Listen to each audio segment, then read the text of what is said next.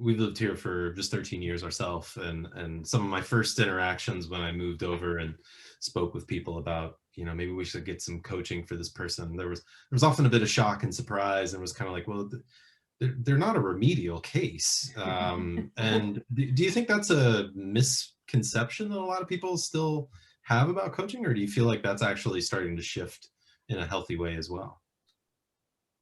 I think it's starting to shift, but it's still there.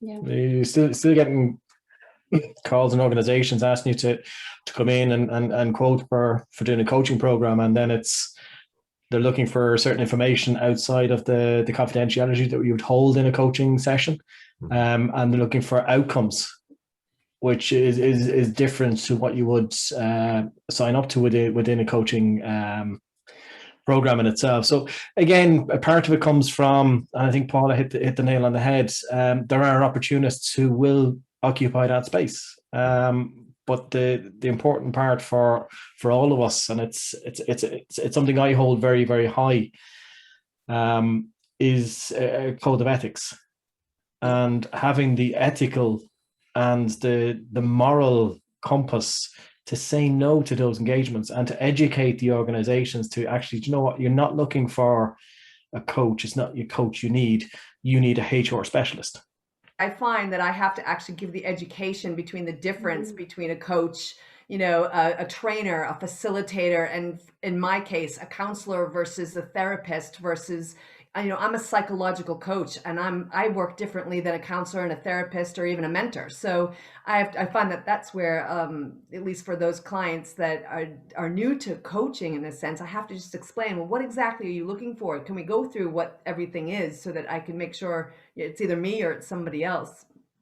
Look, coaching, it's getting into a taxi, you tell the driver where you want to go. And mentoring is getting onto a bus. There's a journey, there's a destination, but you don't get to pick where it is. And it's a nice way of actually getting people to think and recognize there is a difference between the two, although they may see them quite similar. Yeah.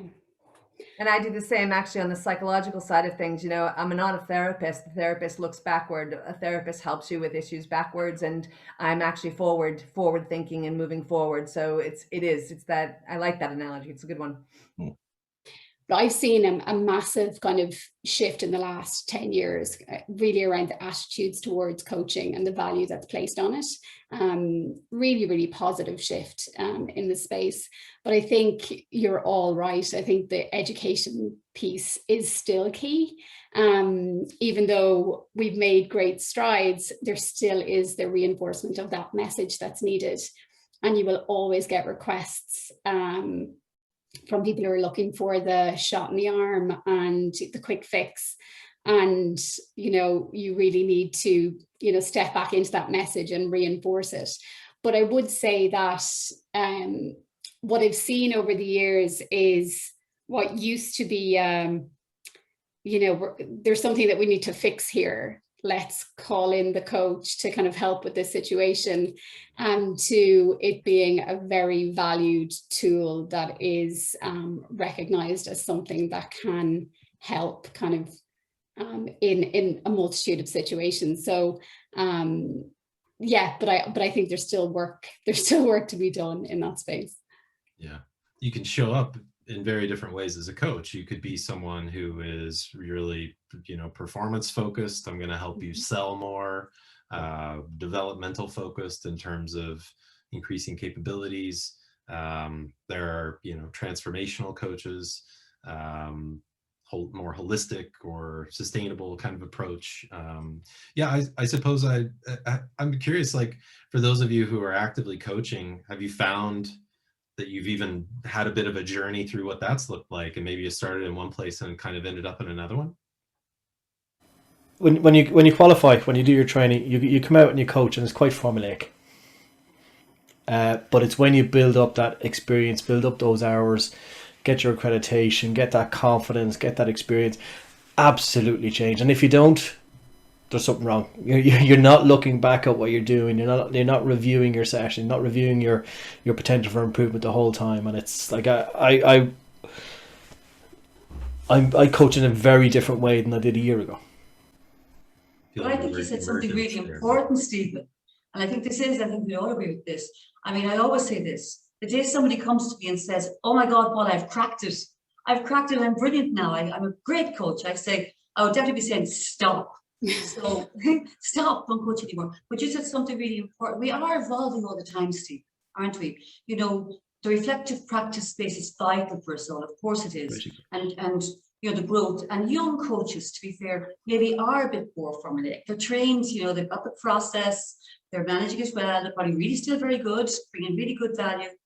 As we mature, definitely maturing, I think, but as we mature, we're more present probably, you know, we're very, very there with the client. We're in flow. I think that's really what happens to us. We're totally in flow. The paradox is we still have to manage the process to allow our clients to manage the content. So that's the kind of paradox below, for sure.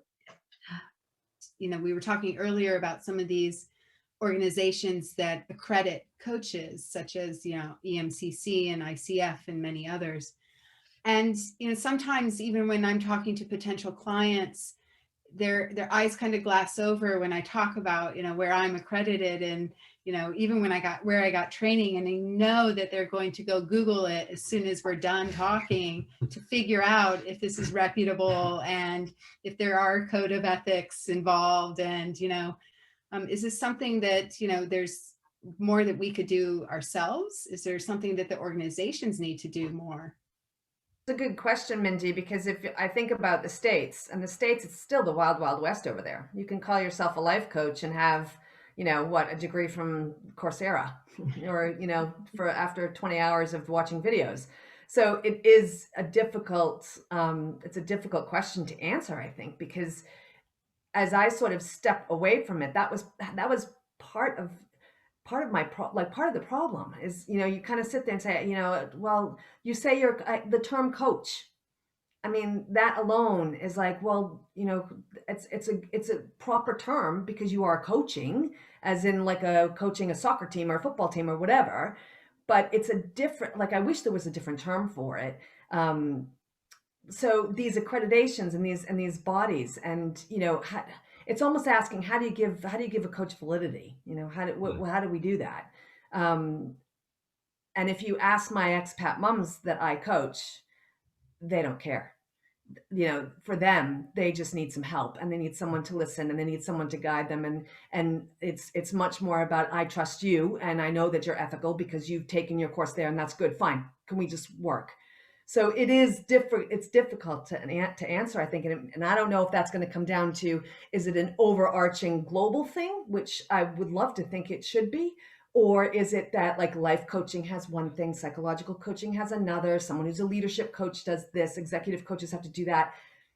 I don't know. I think it's interesting what you said there, though, Beth.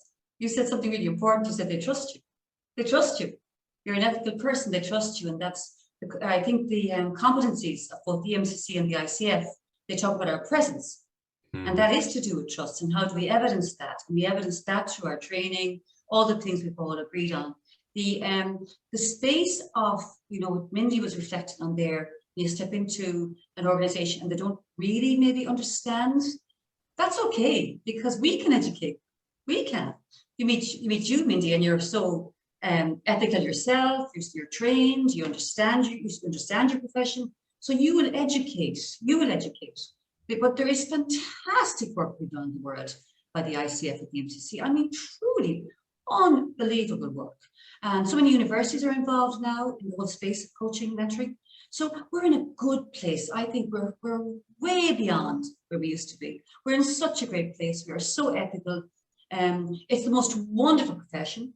We are doing a fantastic job. And I think we should be so proud of ourselves. I really do.